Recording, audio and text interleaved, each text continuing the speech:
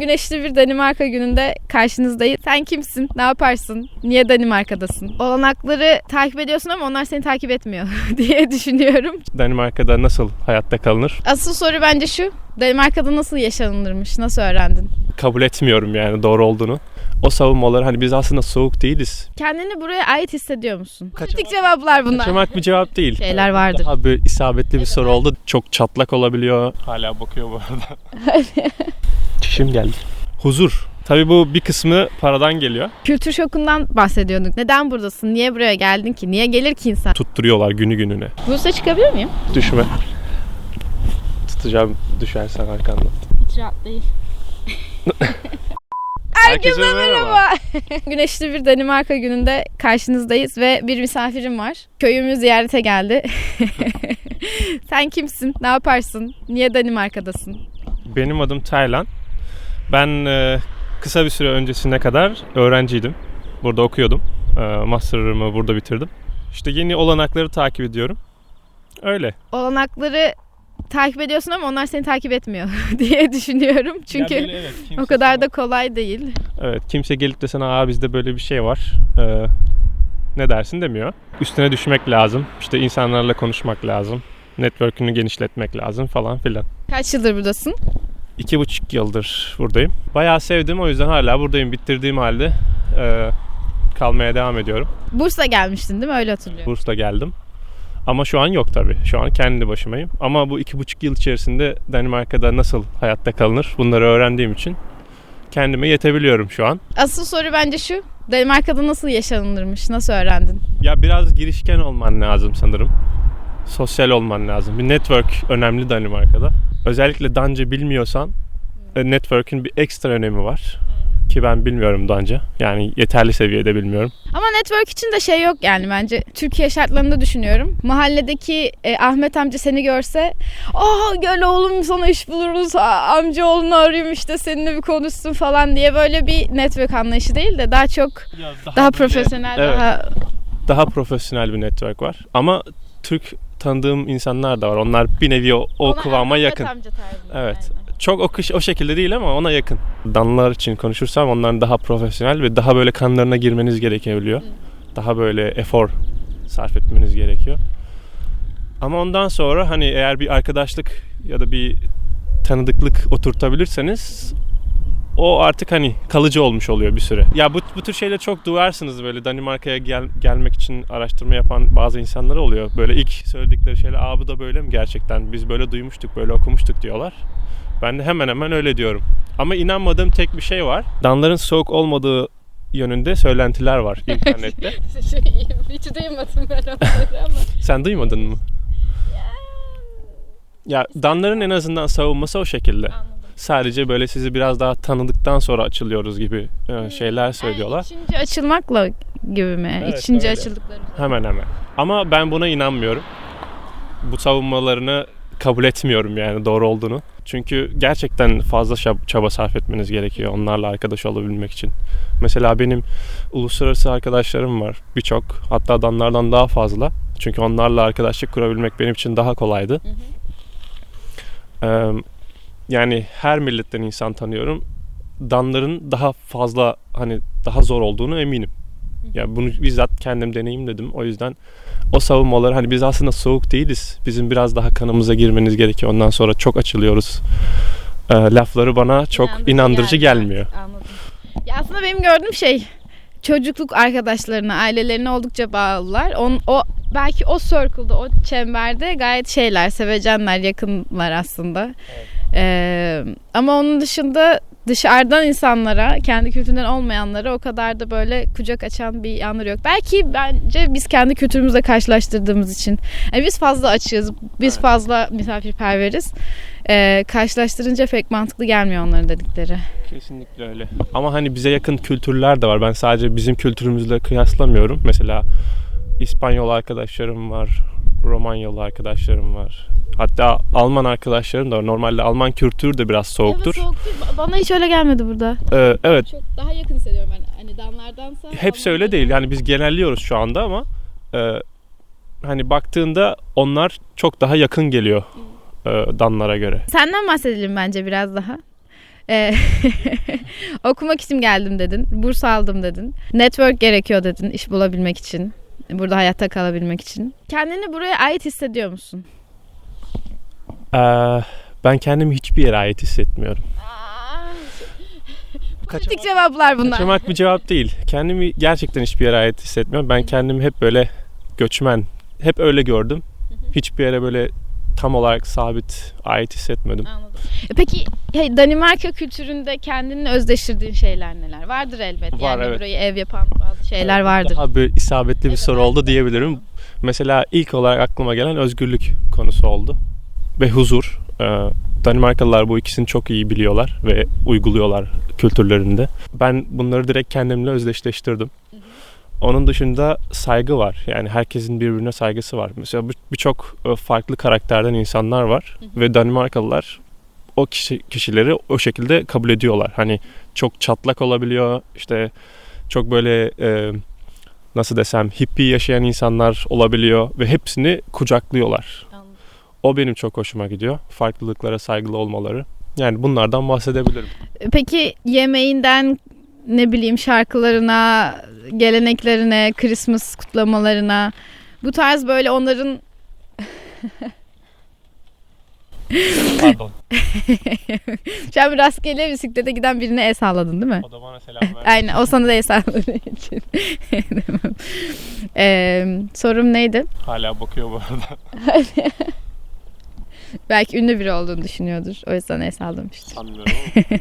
Dan kültüründe, yemeklerinde, işte şarkılarında, türkülerinde her neyse.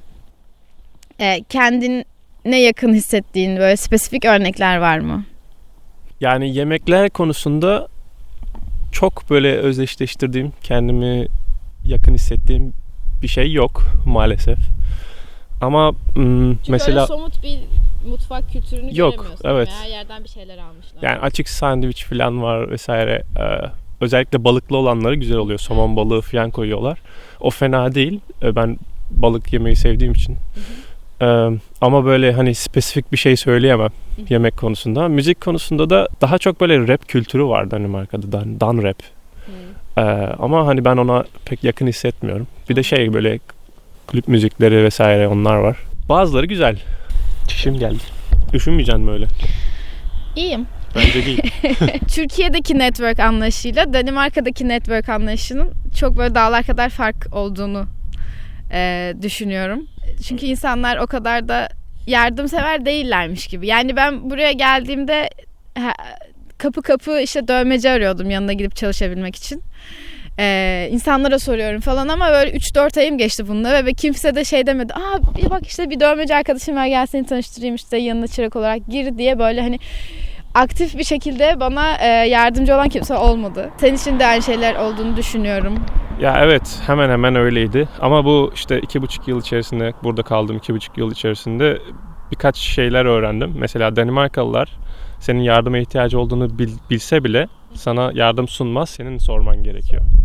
Mesela öyle bir durum var. İşte network dediğin gibi Türkiye'ye kıyasla zor çünkü sana böyle sıcak yaklaşmayacaklar her zaman. Çoğu zaman. Senin ekstra bir çaba sarf etmen lazım. Burada kaç kişi yaşıyor da bu kadar araba geliyor? Evet sorun o. Köy değil miydi ya burası? Niye bu kadar insan var şu an? Huzur. Tabii bu bir kısmı paradan geliyor. Bir kısmı da işte bu saygı, sevgi çerçevesi ve özgürlüklerine kimsenin kimseye kısıtlamaması. Yani bunu dengeledikleri için huzur da gelmiş oluyor yani. Huzur deyince daha çok böyle hügelikt bir hava canlanıyor gözümde aslında.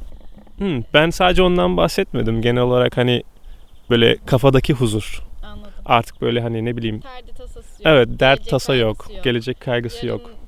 Ekonomi ne olacak? Dolar inecek mi çıkacak evet. mı? Savaş ne oldu?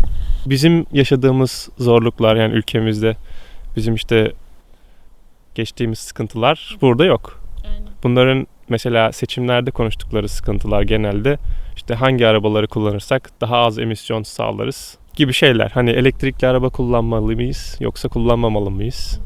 Bunların üretimi aslında daha mı zararlıdır, daha mı faydalıdır çevreye? Evet. bu tür şeyler. Çünkü büyük sorunları yok insanların. Ki güzel bir şey. Keşke herkes öyle olsa. Keşke derdimiz bu olsa. Aynen. Kültür şokundan bahsediyorduk seninle. Ben tam anlatamamışım derdim ama kültür şoku deyince benim burada yaşadığım aslında en büyük mesele, hani benim sorunlarımı burada sorun olduğunu bile farkında değiller. Ya da ne bileyim, buradaki insanların tasası değil. O yüzden sürekli böyle kafam karşılaştırmaya başlamıştı. Buradaki insanların hayatlarının rahatlığı ve benim kafamdaki bitmek bilmeyen sorunlar ve kaygılar. Ülkedeki işte ekonomik sorunların, raflardaki ürünlerin bulunmaması ya da var olan ürünlerin kalitelerinin düşmeleri falan, böyle sorunlar, ya da kadın hakları, İstanbul Sözleşmesi ya da işte mülteciler, devam eden savaşlar. Bu tarz sorunlardan bahsettiğimde benimle empati kuramadıklarını farkına vardım. Evet, fazlasıyla ve üzücü. Hiç yaşamamışlar hayatlarında. Ve şeydi mesela, Danimarka'ya neden gelmek istediğimi anlayamıyorlardı tam olarak. Yani neden buradasın? Niye buraya geldin ki? Niye gelir ki insan? Hani böyle bir üniversiteyi bitirmişsin, gidip işe bulup çalışman gerekmiyor mu? Niye buradasın gibisinden bir bakış açıları vardı. Bunlar genelde işte sıcak ülkelere tatil için giderler ve oranın güllük güneşlik olduğunu hep düşünürler. Yani sen soğuk memlekete niye sıcak yerden geliyorsun gibi bazen böyle bir şaşırmaları da oluyor. Ama tabii her şeyin ondan ibaret olmadığını bilmiyorlar. Senin böyle konuşup anlatman gerekiyor. Bilenleri de var. Böyle çok gezip gören, işte Hindistan'a giden, ne bileyim Bangladeş'e giden arkadaşlarım falan vardı. Onlar böyle daha hani çakraları açıktı, biliyorlardı. Belki de sen genelde küçük lokasyonlardaki insanlarla konuştuysan onların için biraz şey gelebiliyor, garip gelebiliyor. Sen neden geldin ki? Hani güzel bir hayat kurabilirdin. Burada neden gönüllülük yapıyorsun falan. Ya şehirde de geçen hafta Kopenhag'dayken de işte ne yapacaksın bundan sonra diye sorduklarında kafamdaki kaygıları ve soruları onlara anlatmam gerekiyor birer birer. Onlar hayal edemiyorlar nasıl sorunlarla yüzleştiğimi. An kültürüyle kendini ortak hissettiğin anlar var mı? Christmas kutlamasıyla ya da ne bileyim aile içinde birbirlerine düşkünlükleriyle. Birkaç şey var, evet. Ben mesela arkadaşlarımla birlikte Christmas'ta kutladım, Easter'da kutladım, yılbaşı da kutladım. Onların kültürleriyle hani iç içe geçmeye çalıştım. Öğrenmek adına daha çok. Mesela o konuda daha sıcak görebiliyorsun insanları. Stresleri daha az oluyor genelde. Yani benim kişisel olarak mesela ben de özgürlüğüme düşkün bir insanım. Ve ben hep böyle işte bir süre hayatımın son yıllarında hep göçmen gibi yaşadım. Farklı yerlerde. Onlar da hemen hemen böyleler. Çok böyle bir yerde sabit kalmak istemiyorlar. Mesela o biraz daha yakın gördüğüm bir şeydi. Ve seyahat etmeyi çok seviyorlar. Ben de çok seviyorum. Ama onların tabii imkanları buna daha çok el veriyor. Dünyanın bir ucuna hemen işte plan yapıp gidebiliyorlar. Tabii çok önceden plan yapıyorlar ama ve bu planları tutuyor yani. Mesela biz Türkiye'de 2 ay sonrasını göremiyoruz maalesef. Ama adamlar 6 ay sonrasındaki tatiller için plan yapıyorlar ve tutturuyorlar günü gününe. Mesela bu tür şeyleri ben çok özdeşleştiremedim. Denedim. Şu anda dedim Danimarka'da yaşıyorum ve ben de artık hani birkaç ay sonrasını planlayabilmeliyim. Daha böyle düzenli bir hayata geçebilmeliyim. Tabii. Daha böyle tehlike beklemiyorsun çevrenden, evet. Ülkeden, insanlardan.